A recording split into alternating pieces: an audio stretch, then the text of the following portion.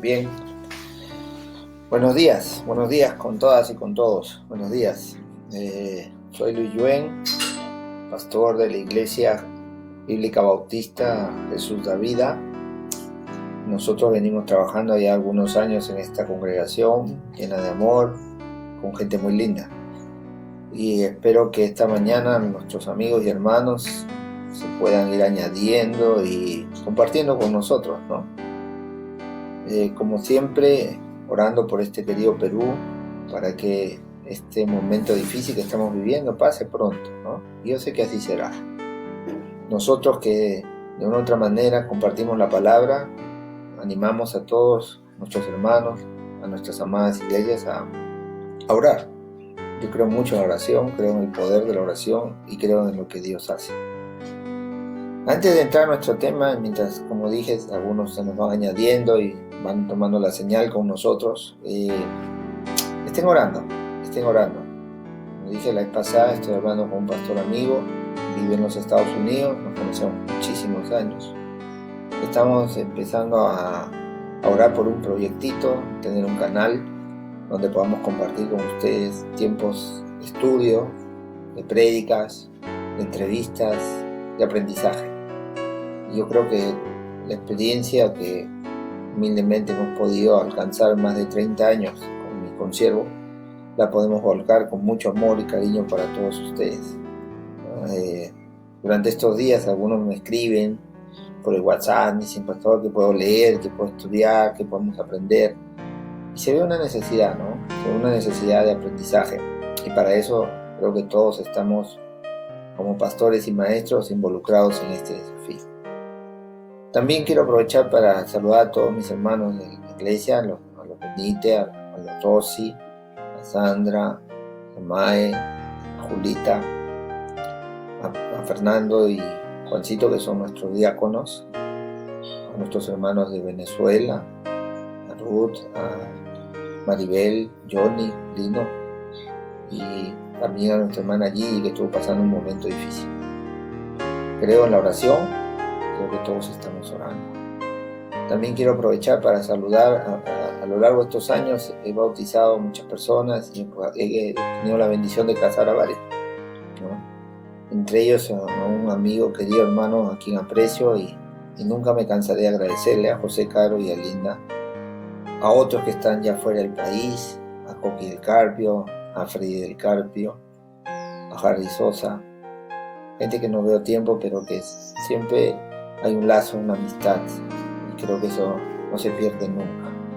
A los Torres, que están en Estados Unidos, por el área de Nueva York, cuídense mucho. A todos ellos un abrazo, un cariño en nuestras oraciones. Bueno, hemos venido aquí para meditar, para estudiar la Biblia, para aprender juntos, ¿no? Y me gustaría que vayamos al texto que ya les había enviado con anterioridad, al libro de Éxodo, capítulo 29, ¿no? Versículos del 1 al 11. Me gustaría que los busquen, me gustaría que lo encuentren, me gustaría que podamos abrir la Biblia juntos y leer esos textos.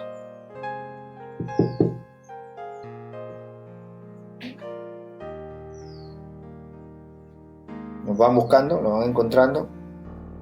¿Sí? Bien. En el libro de Éxodo, capítulo 29, el versículo 11, donde ustedes seguramente van a estar observando que relata el hecho de la ordenación de Aarón, ¿no? Y esto me llamó la atención porque el tema de hoy justamente es ser sacerdotes para Dios, ¿no? ¿Qué significa esto realmente a la luz de la Biblia? ¿Qué significa que usted, mi hermano y yo nos convirtamos ahora en una gran responsabilidad? La palabra lo involucra, sacerdote.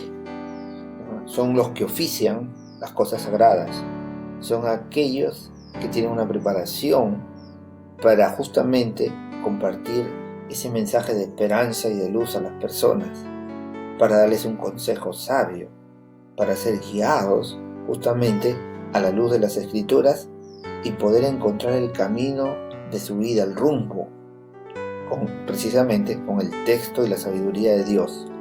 Pero el que se encarga de esta tarea eran los sacerdotes.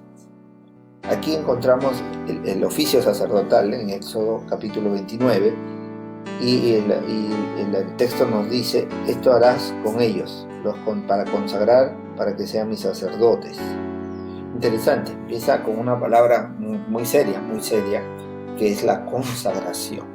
Entonces el primer punto de esta mañana, queridos hermanos y amigos, es que todo sacerdote, y ahora vamos a hablar de un sacerdocio universal, lo voy a explicar en un instante, está puesto y consagrado para Dios. Déjenme ampliar esta idea.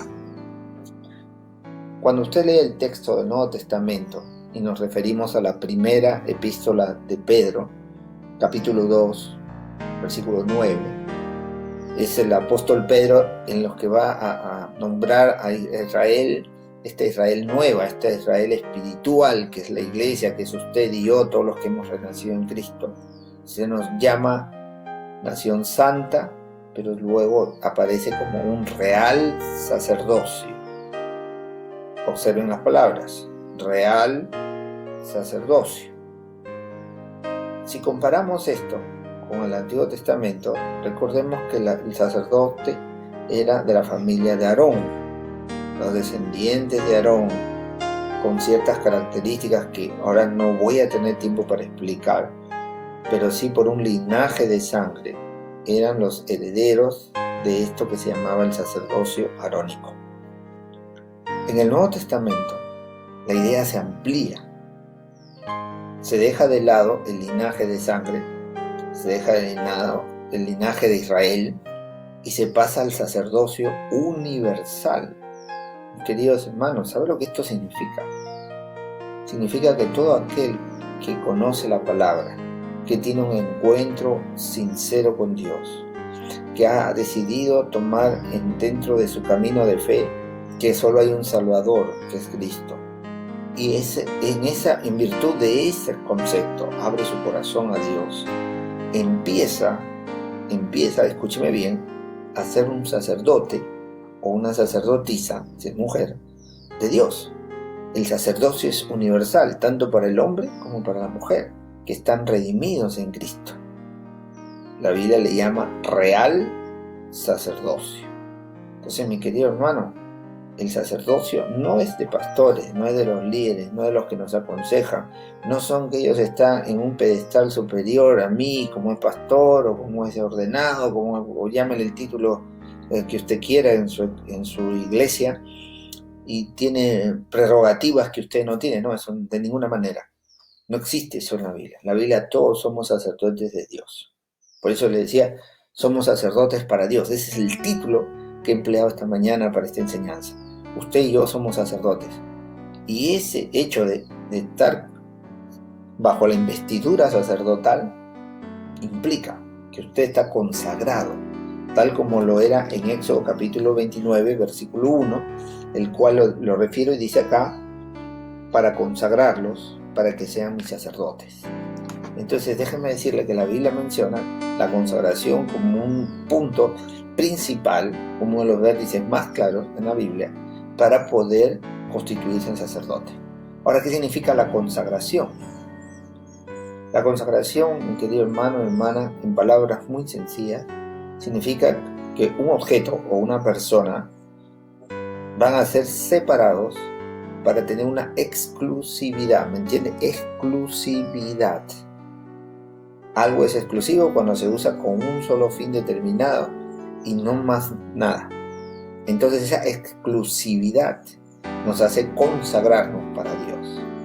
En el Antiguo Testamento usted encontrará que Moisés después va a construir lo que se llama el tabernáculo, y después van a haber objetos, vasos ceremoniales, otros objetos ceremoniales, un altar de bronce, como el mar de bronce que había ahí, todos esos objetos, todo eso estaba consagrado a Dios.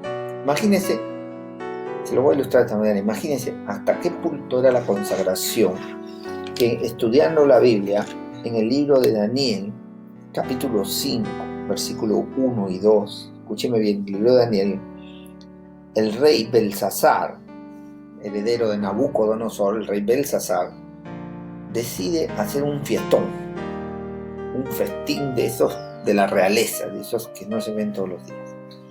En ese festín decide que los mayordomos saquen los vasos sagrados, los vasos que Nabucodonosor saqueó de Jerusalén y los llevó a Persia.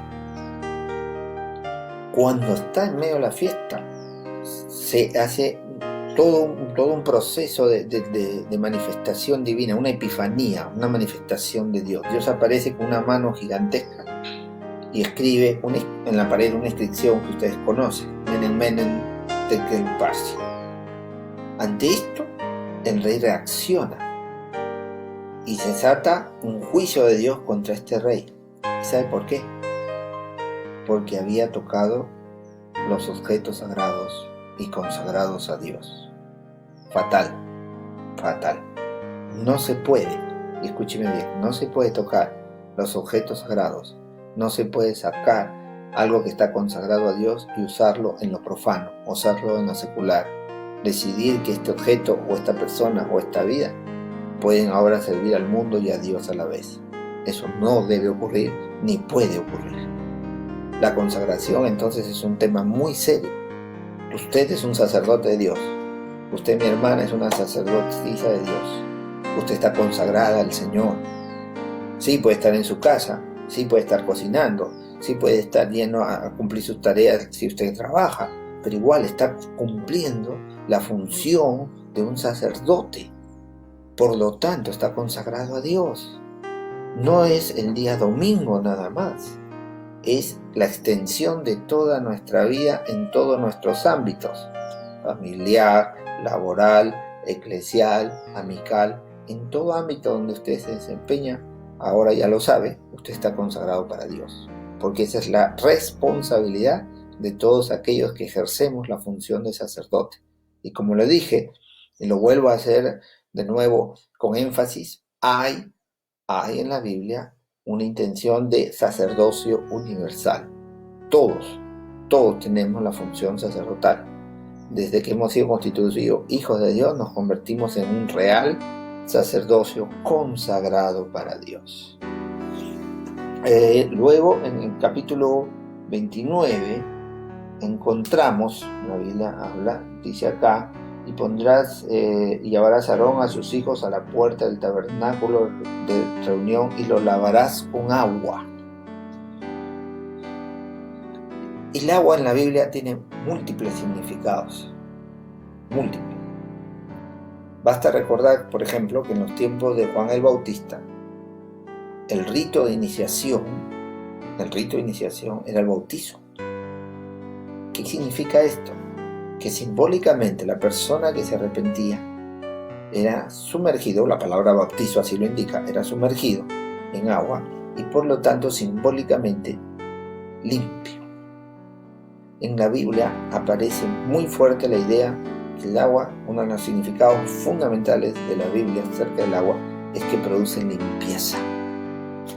¿Qué nos dicen hoy día aprovechando la coyuntura? Use agua y jabón, lávese las manos. Agua y jabón. El jabón no es suficiente, sin agua no hay limpieza. Es muy parecido a lo que nos dice la Biblia sobre nuestra vida espiritual. Tenemos que limpiarnos constantemente. En el texto de Primera de Pedro, capítulo 1, versículo 22, la Biblia dice que se purifica vuestras almas. Se purifica vuestras almas, dice el apóstol Pedro, por la obediencia a la verdad. ¿Qué le parece? Tenemos que purificarnos con agua. Los sacerdotes descendientes de Aarón fueron lavados con agua. Nosotros tenemos el agua pura, el agua de la palabra. El agua de la palabra nos limpia. Y dice acá escúcheme bien lo que dice el texto, la obediencia a la verdad. No se trata de oír el día domingo el sermón del predicador de turno. Se trata de ser obedientes. Lo vengo diciendo ya en cada una de las exposiciones que he hecho. La obediencia es fundamental para purificarnos, para estar limpios, para ser sacerdotes que agradan a Dios. Tenemos que estar consagrados y tenemos que estar purificados. limpiándose constantemente. Mi querido hermano, limpie su mente, limpie su corazón, limpie su boca, limpie sus manos, limpie su vida, purifíquese. Deje que la palabra de Dios sea como agua pura para que usted, cada vez que oficia como sacerdote de Dios, y esto, por ejemplo, cuando ora, su oración vaya limpia ante los manos del Señor. Qué tremendo, qué importante es que usted en estos momentos empiece a tomar conciencia. Como sacerdote tengo que consagrarme, ya no puedo hacer las cosas del mundo. No es lo que me dice el pastor, ni me dice mi iglesia, ni mi congregación, ni un grupo de por ahí de algunos hermanitos que se creen santurones. No, es lo que Dios dice en su palabra, consagrado. Número 2, tengo que purificarme.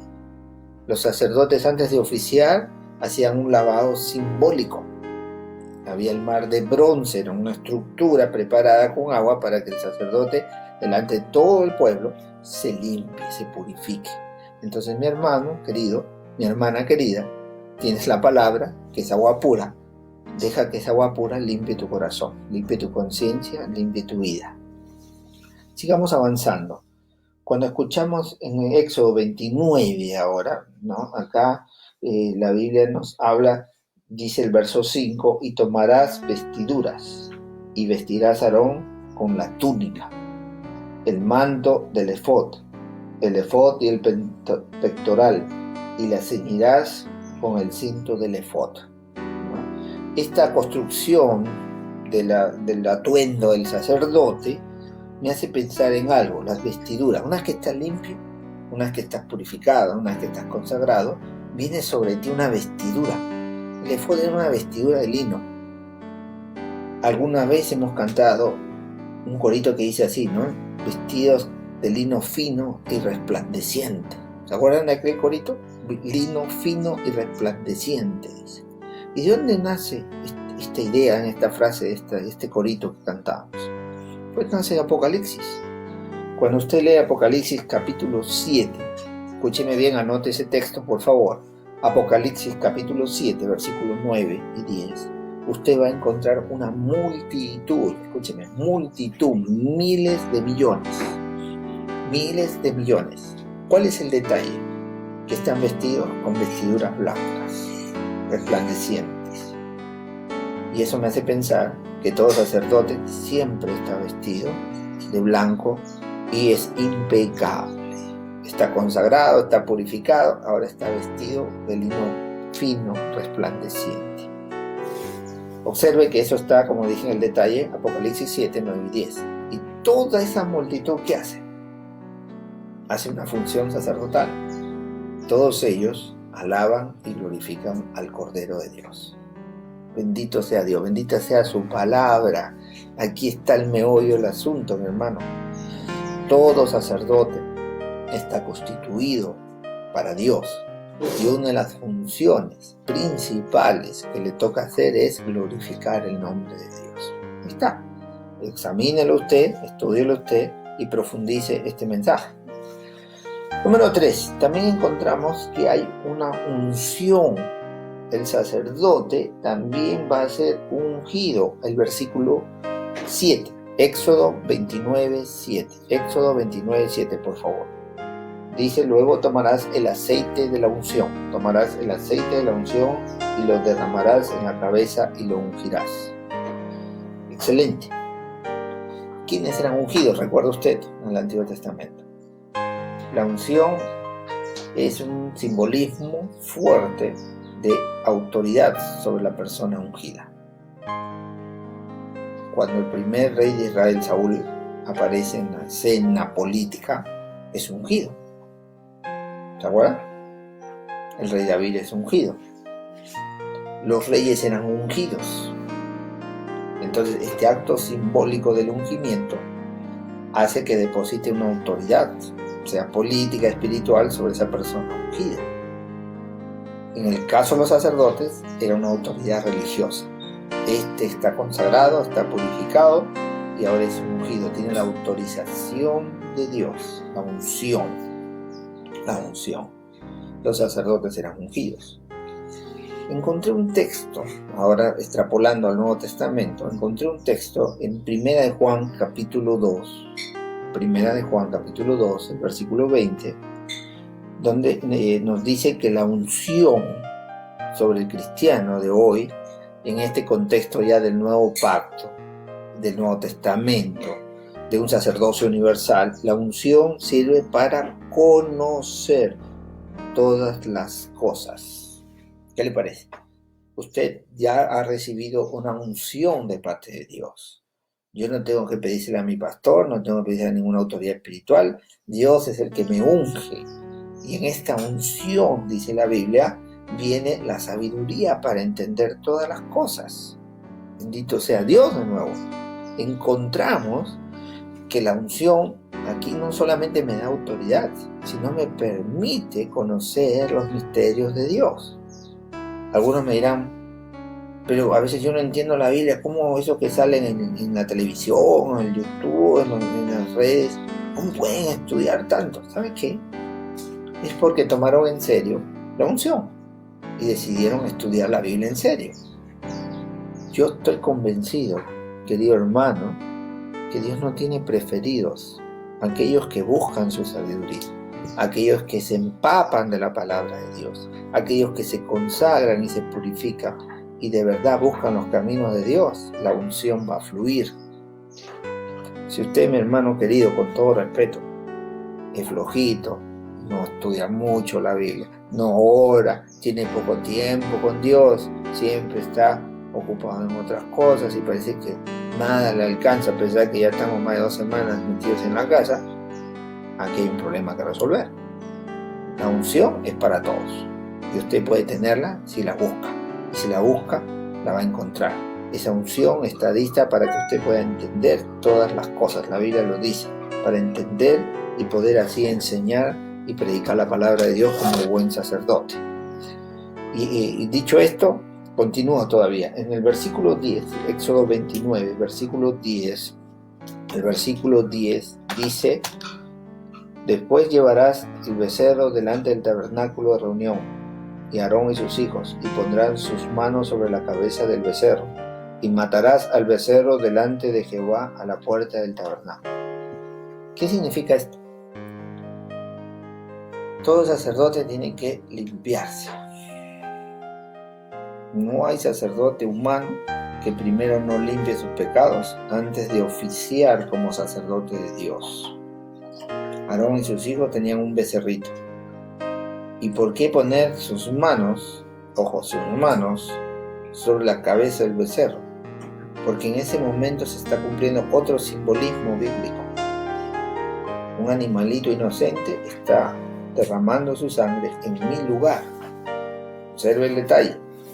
Un animalito inocente que no tiene pecado, los animalitos no tienen conciencia de pecado, ese animal inocente era derramada su sangre mientras que usted ponía sus manos sobre la cabeza de ese animalito.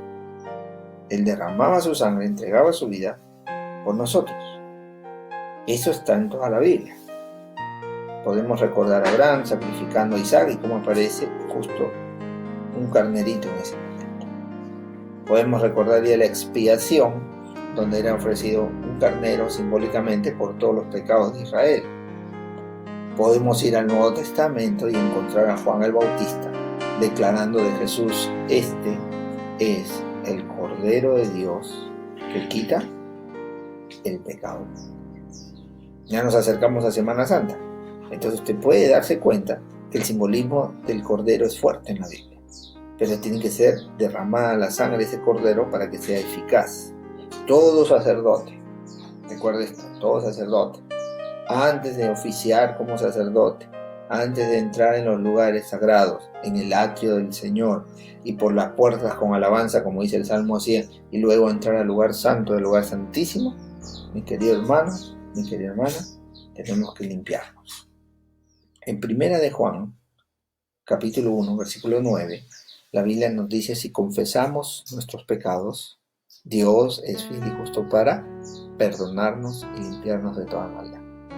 Entonces, bajo esta premisa, usted y yo, antes de oficiar como sacerdotes, antes de orar por nuestros hermanos, por este país, por nuestro presidente, por los gobernantes, porque venga la paz y la tranquilidad, antes de todo eso, yo tengo que empezar mi oración en confesión y decirle al Señor: Padre, perdona mis pecados, confesando vuestras ofensas, confesándolas ante Dios, acercándonos con un corazón contrito y humillado, obtenemos el perdón, porque la Biblia dice en 1 de Juan: y la sangre de Cristo nos limpia de todo pecado. Cuando usted confiesa sus pecados, 1 de Juan capítulo 2, versículo 1, dice: abogado tenemos para con el Padre a Jesucristo el justo. ¿Qué significa esto? Que cuando yo confieso mis pecados, digo: Padre, he mentido, he pecado, he robado, he adulterado, he fornicado y lo que sea, usted lo confiesa. Usted no va a presentarse solo, usted va con un abogado, y el abogado oficia. Jesús va al Padre y le dice: Padre, yo como abogado veo que este hombre ha pagado su falta. Y Dios, que hace el papel de juez, dice: ¿cómo se pagó la falta? Y Jesús dice: yo he muerto en su lugar, yo he pagado con mi sangre el pecado de este hombre y de esta mujer. Entonces en ese momento se produce lo que la Biblia llama la propiciación de nuestros pecados. ¿Qué significa eso? Que el sacrificio de Cristo satisface, escúcheme bien, satisface la justicia divina. Entonces no hay problema. Si la justicia pidió que haya derramamiento de sangre, eso se hizo, pero en la vida de Cristo, en el sacrificio de Cristo. Y entonces la pena está cancelada. Así es como esto nos da la libertad de poder acercarnos a Dios, porque nuestros pecados han sido perdonados. Gloria al Señor. Amén. Nuestros pecados fueron perdonados. Entonces, mi amigo, vuelvo a recapitular. Usted es un sacerdote, mi hermana, usted es un sacerdote de Dios. Usted tiene que estar consagrado. Usted tiene que estar purificado. Usted tiene que vestirse con esa vestidura de lino blanco, fino y resplandeciente. Usted tiene que acercarse a Dios sin pecado. Eso significa que confesemos nuestras faltas ante Dios. ¿Me va comprendiendo?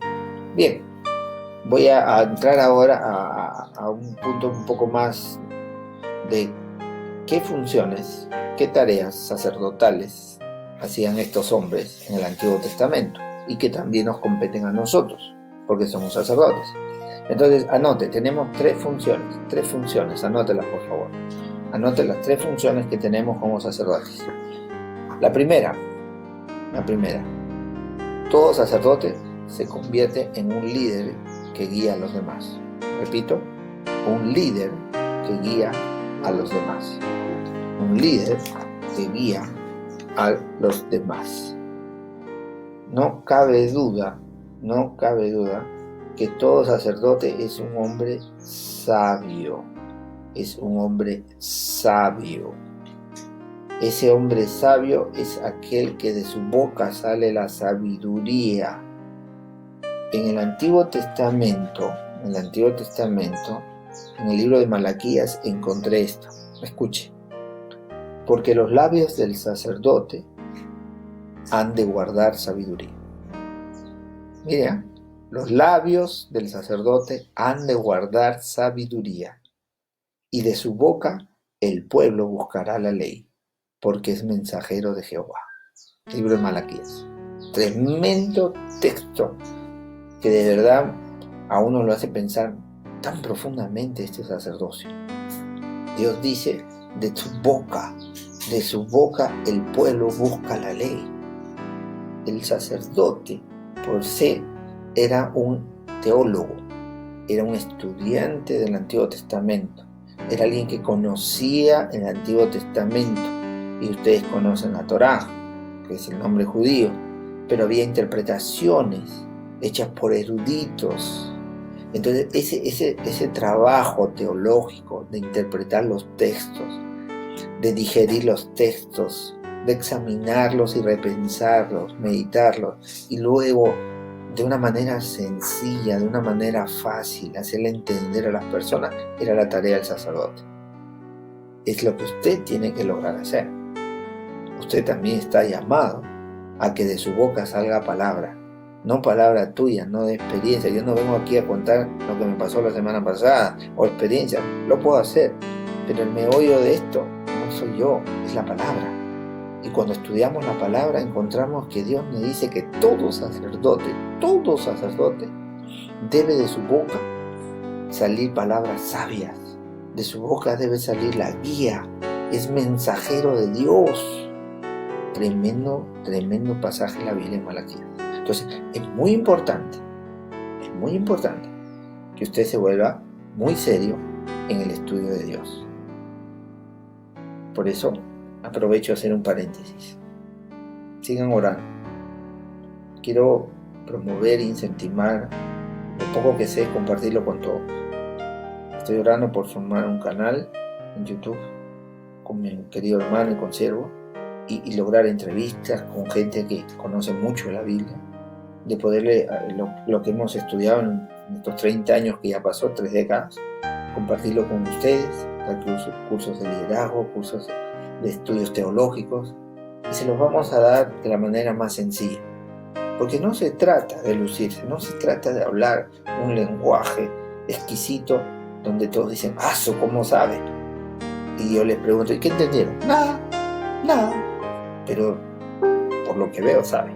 Entonces no, yo quiero que ustedes puedan digerir, saborear la palabra de Dios, porque la Biblia dice que la palabra de Dios en el Salmo 119 es más dulce que la miel. Entonces esta palabra va a estar a tu alcance pronto. Oren por esto, acompáñenme en este proyecto, en este sueño que tengo. Oren por nosotros. Y recuerden, del sacerdote sale la ley de Jehová. Del sacerdote sale palabras de sabiduría. Por eso es líder. Por eso la gente lo busca. Por eso la gente le pregunta. Por eso la gente le sigue. Porque es un hombre, una mujer que inspira la presencia de Dios en sus vidas. Y eso es importante. Recuerde eso. Primera función sacerdotal. Número 2. El sacerdote es el responsable de oficiar los ritos religiosos. Es el responsable de oficiar los ritos religiosos, las ceremonias que se cumplían, ¿no? Entonces, cuando uno se convierte en sacerdote de Dios, es como los sacerdotes llevaban el sacrificio, ayudados por los levitas. ¿Se acuerdan? Antiguo Testamento, eso está aquí en Éxodo. Ahora nosotros, en el Nuevo Testamento, nos toca también oficiar, nos toca también darle sacrificios a Dios. Que miran que tengo que comprar mi carderito, todavía no tengo plata, me compro 2 palominos. No nos confundamos. Los que ya tenemos años sabemos que esos sacrificios ya no son. ¿Cuáles son los sacrificios que Dios quiere ahora? Anótelo. Romanos 12:1. Anótelo. Romanos 12:1. Os ruego por las misericordias de Dios que presentéis vuestro cuerpo como sacrificio vivo, santo, agradable a Dios. No conocemos el texto. No hemos oído muchas prédicas. ¿Qué me dice esto a mí como sacerdote ahora? Porque soy sacerdote de Dios. Usted es sacerdote de Dios. Hermano y hermana que me escucha, usted es sacerdote. Entonces déjame decirle, aquí el asunto es que ese sacrificio en el Antiguo Testamento era un sacrificio de sangre y de muerte. En el Nuevo Testamento es un sacrificio de vida. Vida. En otras palabras, esa energía que hace que tengamos vida. Lo que le llaman algunos la energía vital. Esa energía que usted tiene dentro de usted está a disposición de Dios.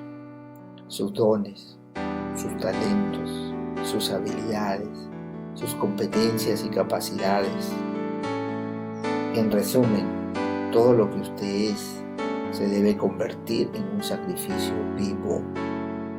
Es decir, acá están mis fuerzas, acá está mi conocimiento, acá están mis habilidades, inclusive, y les recuerdo, porque uno ya van 2 domingos que no nos vemos, tus bienes materiales, tus ofrendas, tus diezmos, todo es del Señor, todo está consagrado al Señor.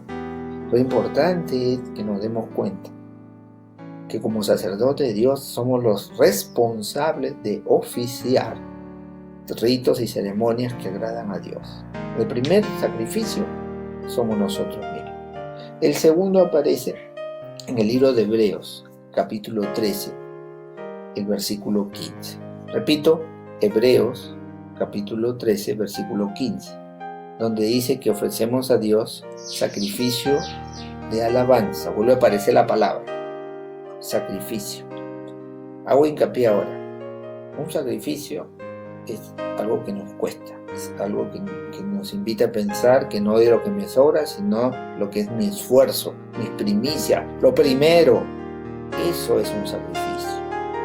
Si yo decido que tengo que, después de esta cuarentena, ir a trabajar y tengo que salir a las 6 de la mañana y no me da tiempo a nada, pues me levanto 15 minutos antes y tengo un tiempo con Dios. ¿Me comprende? Si antes de llegar a dormir a mi habitación me la paso viendo el último noticiero y cómo creció la pandemia y no tomo un tiempo con Dios, no es lo correcto. Empecemos a ordenar nuestras vidas, empecemos a darle sacrificios a Dios, esfuerzo, que significa que va más allá de lo normal. Ese es un sacrificio. Pide sacrificios de alabanza. Y observé el texto, dice esto. Número 1, fruto de labios que confiesan su nombre. El sacrificio es este, el fruto de tu labio que confiesa a Jesús como el Señor. Es decir, en toda decisión, en todo acto en mi vida, Jesucristo es el Señor. ¿Qué significa esto en buen cristiano? Dios es primero.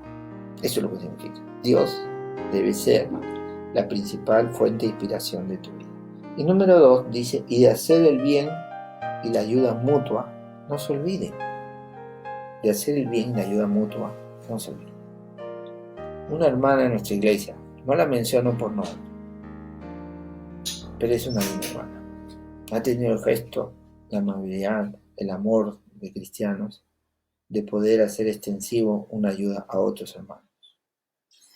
Cuando esta linda hermana, cuando usted, mi hermano, cuando yo decidimos ayudar a otros desinteresadamente, no quiero la foto en el Facebook, no quiero los aplausos, no quiero que se haga mi foto como el cristiano del mes en mi iglesia o el pastor que predicó mejor No necesitamos eso. Necesitamos hacer el bien. Hacer el bien. Recordar las palabras de Jesús. Más bienaventurado es dar que recibir. Más bienaventurado es el que da que el que recibe. Y eso de verdad alegra el corazón de Dios. Un sacerdote es alguien que da sacrificios. Y voy a terminar con que un sacerdote es un intercesor. Escúcheme bien, un sacerdote, o sea, usted y yo, somos intercesores. Probablemente alguien por ahí, de esos que no falta, me dirá, pero cuando hablemos en 1 Timoteo nos dice que hay un solo Dios y un solo mediador entre Dios y los hombres, que es Jesucristo. Eso es innegable. Teológicamente es correcto. Solo hay un sumo sacerdote que traspasó los cielos, que es Cristo. Pero usted y yo tenemos la tarea importante de orar unos por otros y nos volvemos intercesores.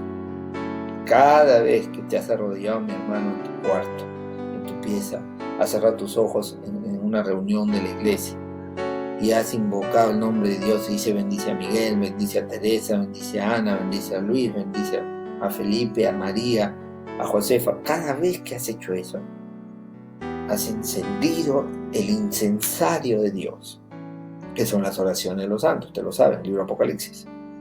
Y en ese momento que has encendido el incensario, es un sacerdote intercesor.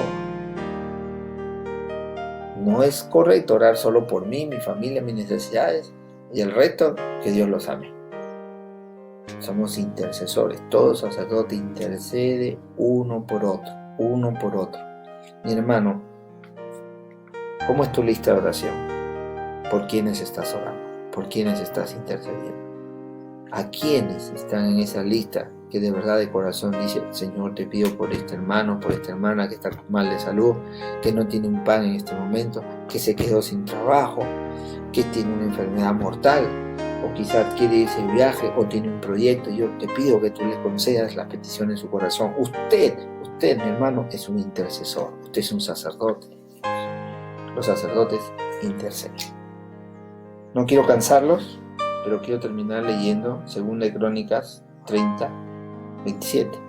2 de Crónicas 30, 27. Y si usted se da cuenta en este pasaje de 2 de Crónicas, capítulo 30, el verso 27, déjenme encontrarlo. Usted va a observar ahí, dice tal cual: después los sacerdotes y levitas,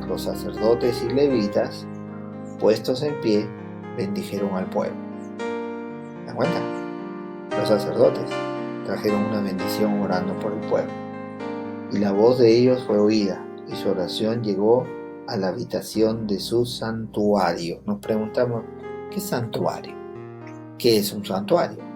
Un santuario es el lugar donde está la presencia de Dios. ¿Quiénes están orando por el pueblo? Los sacerdotes y los levitas. ¿Y ellos qué hacen? Bendicen al pueblo.